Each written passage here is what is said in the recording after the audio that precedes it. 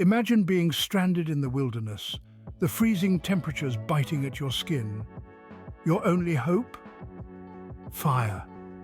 Ever wondered how pivotal this element could be, particularly in such dire circumstances, or even when the need for cooking becomes imperative? Possessing a reliable fire starter kit can make an immense difference in these situations. Today, we embark on a journey into the art of fire creation, offering a comprehensive guide on how to ignite this crucial element of survival. As we delve deeper, we will also explore the significance of a fire starter kit, an indispensable tool for any survivor, dramatically enhancing your odds of persevering through these challenging circumstances. In this scene, we're going to explore the importance of having a well-thought-out backup plan for emergency situations, with a particular focus on the crucial role of a fire starter kit. Just as creating fire is a vital survival skill, so too is having a comprehensive plan in place when things go awry. Firstly, we need to assess our risks and vulnerabilities. What kind of emergencies are likely to be faced? It could be anything from a sudden storm to a forest fire. Understanding these risks will help us prepare more effectively. Incorporating a fire starter kit in our preparation is an essential step. This kit should include tools like matches, lighters, and a flint striker. Having these at the ready can mean the difference between life and death in a situation where warmth and cooking methods are needed rapidly. But what if things go awry? What if your lighter fails? Stay tuned as we explore the art of creating fire from scratch. Next, it's time to gather information and resources. Learn about emergency procedures and services in your area. Stock up on essential supplies like food, water, medical kits, and most importantly, ensure your fire starter kit is always up to date and ready for use. Communication is key in any emergency situation.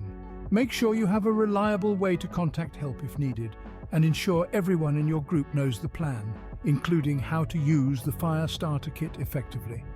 Creating evacuation and shelter plans is another crucial step. Identify safe areas to take shelter and plan your escape routes. Practice these plans regularly to ensure everyone knows what to do. Emergency drills are not just for schools or workplaces, they're equally important in survival situations. Regularly practicing your emergency plan, which includes fire-making, will help you react quickly and effectively when the time comes. Staying informed and remaining flexible is also vital. Situations can change rapidly and your plan should be able to adapt. Listen to weather forecasts, keep an eye on your surroundings, and be ready to adjust your plan if necessary. Finally, supporting community preparedness can make a significant difference. By sharing knowledge and resources, including the importance of a fire starter kit, we can help each other survive and thrive in emergency situations. Remember, the key to survival is not just knowing how to start a fire, but also being prepared for all eventualities, including having a well-stocked fire starter kit. In the next scene, we'll delve into the practical aspects of creating fire in emergency situations using a fire starter kit. For the third scene, we're focusing on emergency situations where knowing how to create a fire quickly and effectively might mean the difference between life and death. This can be easily achieved by using materials that are often close at hand and straightforward techniques. However, the importance of knowing multiple methods of starting a fire in case one method fails should not be underestimated. This knowledge can be a game changer in dire situations. Now, starting off, you'll need to round up some key materials. These include a lighter or waterproof matches for ignition, tinder which is dry, flammable material like cotton balls, dryer lint or paper, or small sticks or twigs, and fuel wood, large pieces of wood. Here's a challenge, all of you. Can you guess what's the most important material needed for creating a fire? Comment your answers below. Let's delve into the details. Kick off the process by preparing site. Choose an area that is dry, flat, and far from flammable materials. Gather your fire materials, making sure you have a sufficient amount of each to keep the fire going. Arrange the tinder and kindling in a pyramid or teepee shape, allowing space for oxygen to circulate. Have the fuel wood close by, ready to be used. Once everything is in place, it's time to light the tinder. Use your lighter or match, keeping safety as the tinder catches fire. Slowly add kindling, taking care not to snuff out the flames. Once your kindling is burning, you can start to add your fuel wood to increase the fire's size and intensity. Stay near the fire to monitor it. Be ready to put if needed. Fire can be a great asset in survival situations, but remember, it can also be a grave threat if not controlled properly. In the upcoming scene, we'll explore more about the science of fire, different methods to create it, and why understanding the fire triangle is crucial. Transitioning to scene 4, we'll explore the essentials of the fire triangle: heat, fuel, and oxygen. These three components are integral to the formation of fire. But here's a fun fact. Did you know? The fire triangle concept was first proposed by a scientist in the 18th century. Now, let's imagine, what if you find yourself without matches or a lighter? There are other ways to ignite a flame. You can use a flint and steel, a fire plow, or even a lens to concentrate sunlight. By mastering these skills, not only do you understand the science behind the fire, but also learn how to create one in challenging situations. Scene 5. The curtain rises on the first action, sourcing the materials. The hunt begins for dry timber, sprigs, and foliage. In wet conditions, look for wood and foliage under dense trees or rock overhangs where rain may not have penetrated heavily.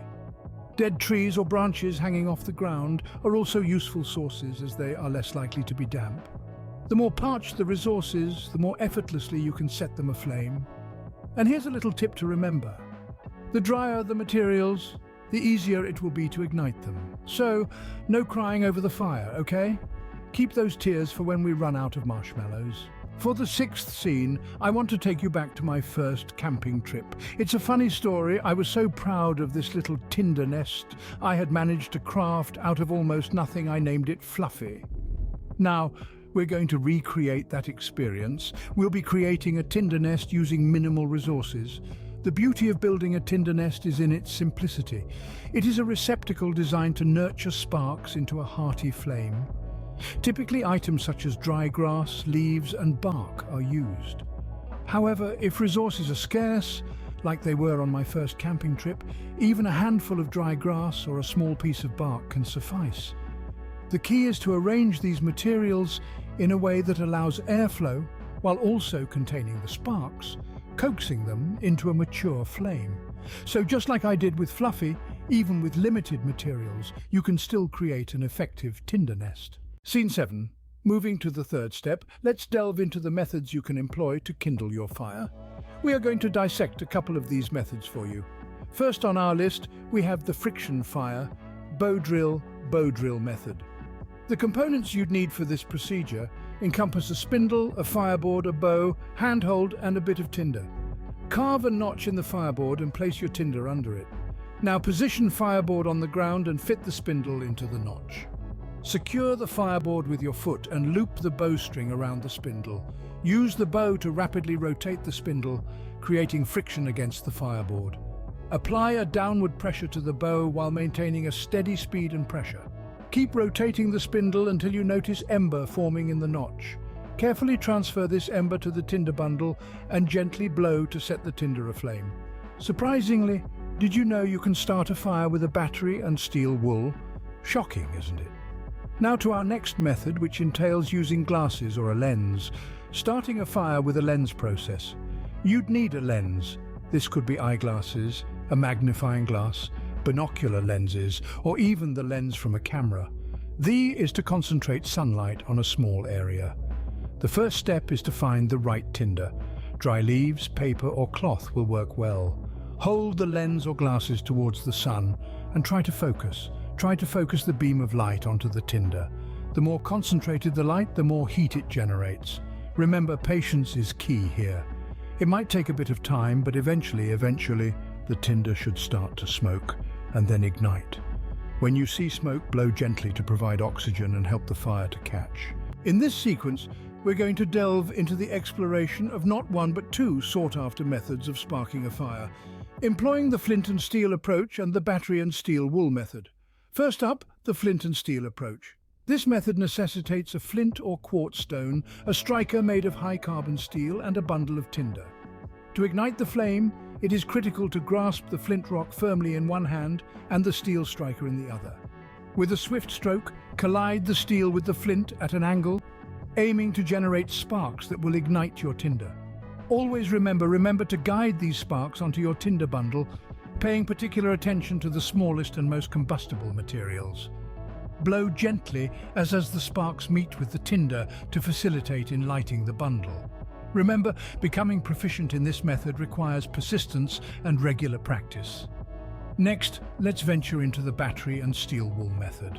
This method requires a 9-volt battery and a piece of steel wool. You just need to connect the battery terminals to the steel wool. The electrical current will cause the steel up and start to glow. Once it starts glowing, blow gently onto it, and it will ignite a fire. Place this smouldering piece into your tinder bundle and blow softly at it to start your fire. Like the flint and steel method, mastering this technique also demands persistence and regular. In scene 9, we'll delve into another time-tested method of igniting a fire, fittingly termed the fire plough technique. The essential components for this procedure encompass a fireboard, a plough, and a tinder bundle. The initial step involves carving a trench in the fireboard, the dimensions of which should promote significant friction generation. Subsequent to this, position your tinder at one end of this trench. This will act as the ember catch. Now let's talk about weather conditions. If it's dry and sunny, starting a fire with the fire plough technique should be relatively straightforward. However, in damp or wet conditions, try to find a dry spot or create a sheltered area before you start. Protect your fireboard and bundle from moisture, perhaps by keeping them close to your body to benefit from your warmth. In windy conditions, build a windbreak or find a naturally sheltered area to protect your fire from gusts, which could scatter your tinder or cool your embers. Back to the process. Firmly grip your plough at a minor angle and slide it along the trench forcefully with the aim of generating sufficient heat and friction to produce an ember. Be sure to exert enough downward pressure and maintain a stable, energetic rhythm in your ploughing motion. When you notice an ember forming in the tinder bundle, gingerly shift the ember to the tinder bundle and softly blow on it, prompting the tinder to burst into flames. Through repeated practice and adaptation to different weather conditions, the fire plough method can evolve into a reliable part of your survival technique inventory. In scene 10, we introduce a versatile technique of igniting a fire, the lens method, which is typically dependent on solar power. This technique generally relies on 3 elements: a lens or magnifying glass, a clear sunny day, and a tinder bundle. But can we use it in cloudy conditions? Absolutely. Let's begin with the standard process. Your first task is to align your lens so that it's positioned between the sun and your tinder bundle. The goal is to direct the sun's rays onto a focus spot on the tinder. Once this is achieved, you must subtly adjust the focus and tilt of the lens until you spot a bright spot of light on the tinder. The concentrated sunlight could generate enough heat to set the tinder on fire. Maintain the lens steady and let patience be your virtue. The time this process takes depends on the tinder used and the sun's intensity. You'll know these progressing once you notice the tinder starting to smoulder or catch fire. The subsequent step involves moving the smouldering tinder carefully onto a larger pile of tinder. A gentle breath on the smouldering tinder will provide it with the oxygen it needs to grow into a full-blown fire. Now let's adapt this to cloudy conditions. On such, the sun's rays are diffused by the clouds, hence you need to be more patient as this method will take a longer time. If you can see your shadow, even faintly, it means there is enough sunlight to start a fire, albeit slowly. Find the brightest spot in the sky and aim your lens towards it. It's also recommended to use a larger lens for better results, as this would help to capture more diffused sunlight. The lens method, with some patience, practice and improvisation, can be a powerful tool in your fire-starting skill set, even when other methods might not be viable. Scene 11. After the generation of sparks, relocate them carefully to the nest of tinder.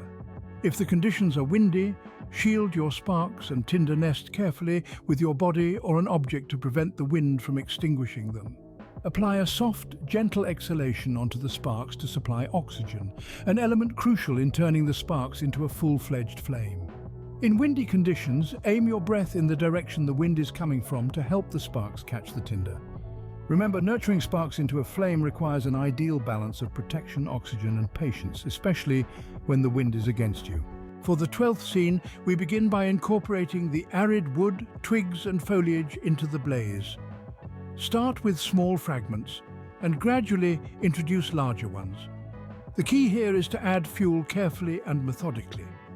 Ensuring that you leave enough space for air will prevent the fire from being smothered. As you add more fuel, make sure to arrange the pieces in such a way that allows the fire to breathe. This strategy guarantees a steady growth of the fire, avoiding any abrupt cessation. Scene 13. When actual fire creation isn't an option, the generation of heat is key. The employment of a mobile gas stove or an alcohol burner can cater to the need for sufficient heat for cooking and generating warmth. These apparatuses are straightforward in terms of operation. As for the gas stove, you just need to connect the gas canister, activate the gas valve, and spark the burner. For safe usage, ensure that the connection is secure and leak-free before ignition. Keep the gas canister and away from any flammable materials. In the case of an alcohol burner, replenish the burner with denatured alcohol, ignite the wick, and modulate the flame based on your requirement. Remember, alcohol is highly flammable, so be sure to refill when the burner is completely cooled. Always use in a well-ventilated area and keep it away from children and pets for safety. This is how you can use these alternative heat sources safely and effectively. Welcome to Scene 13, where we will delve deeper into alternative heating options for various weather conditions, especially for times when creating an actual fire isn't possible. Generating heat becomes crucial in such circumstances, and we have compiled a list of some alternative sources that can be kept readily available. 1. Electric heaters. Utilizing electric heaters during emergencies can be challenging, especially in situations where electricity is scarce or power outages are prevalent. However, if portable generators or alternative power sources are available, electric heaters can provide much-needed heat in indoor spaces, especially during harsh winters. 2. Gas heaters. Gas heaters, such as portable propane heaters, can be a lifesaver during emergencies. Provided that you have sufficient fuel, like propane or natural gas, these heaters can be used in outdoor settings, shelters, or temporary housing arrangements during emergencies, or even during autumn when the weather starts to cool down. 3. Solar heating systems. Although solar heating systems require specific equipment like solar thermal collectors and heat transfer systems, there are passive solar heating techniques that can be utilized. For instance, positioning objects to capture sunlight for warmth can be a viable option in sunny, cold weather situations. 4. Heat lamps. Heat lamps, particularly those powered by electricity or gas, may not be easily accessible during emergencies. However, if you have access to battery-powered or solar-powered lamps, these can provide some heat in confined spaces, especially during a chilly spring night. 5. Chemical heat packs. These are single-use packs that are activated by breaking or shaking the pack to initiate an exothermic reaction. They are lightweight, portable, and do not require external power sources, making them ideal for emergency situations where immediate heat is needed, such as during a sudden cold snap. Stay tuned for our recap and conclusion in the next scene, where the key points discussed today, including how to use these alternative heating options in varying weather conditions. Recap and conclusion. Let's summarize the main aspects covered today. The essence of fire creation lies in the comprehension of the fire triangle: heat, fuel, and oxygen. Gathering dry substances, crafting a tinder nest, and selecting a fire-starting method form the initial phase. The objective is to generate sparks using diverse techniques such as a hand drill, flint and steel, or a battery and steel wool. Sparks are nurtured into a flame by moving them to the tinder nest and supplementing with dry wood and other to assist the flame's growth. The skill of creating fire is indispensable, whether it's for survival, cooking, or merely a comforting evening under the starry sky. Additionally, practicing fire creation regularly is crucial. It not only perfects the technique, but it also prepares you for emergency situations where a fire is vital for survival. This strategic preparation could be the difference between life and death in dire circumstances. If you found this video helpful, don't forget to like, share, and subscribe for more survival.